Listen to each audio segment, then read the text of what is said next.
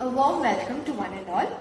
As part of teaching learning process, today I, Ria Philip of the 17th batch of 4th year BSc Nursing is standing before you to demonstrate the anatomy of the pelvis. So let's move on to understand the pelvis a little more. The pelvis is a bony structure that is composed of two innominate bones, one sacrum and one coccyx. Here, the two innominate bones are the ilium, ischium and the pubis, and followed by the sacrum and the coccyx.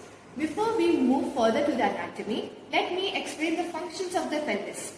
The first function of the pelvis, it helps in the movement of the body.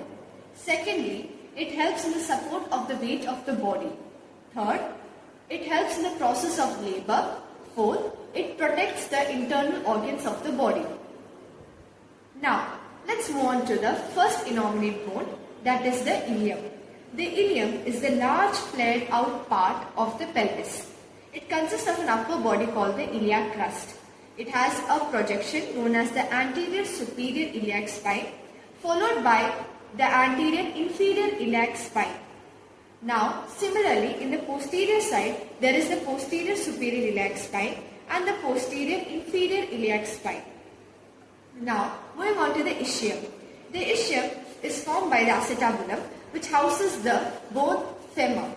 Then, also the obturator that houses the blood vessels and the nerves supplied to the uterus.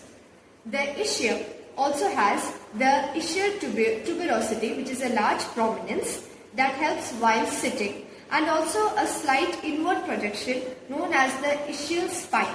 The ischial spine has obstetrical significance.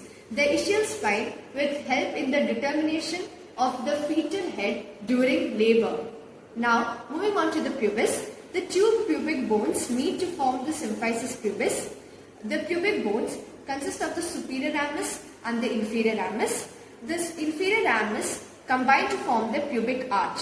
Now, there are two curves in the pelvis. The first curve extends from the posterior inferior iliac spine to the ischial spine known as the greater sciatic notch.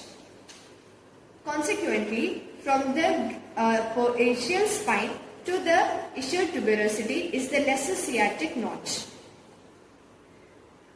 Now, moving on to the sacrum. The sacrum is a fusion of 5 vertebrae. The sacrum is wedge-shaped in structure.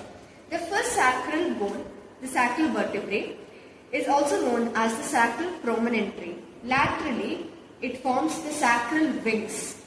Then is the coccyx. The coccyx is the fusion of 4 vertebrae. It is triangular shaped in structure. The coccyx has obstetrical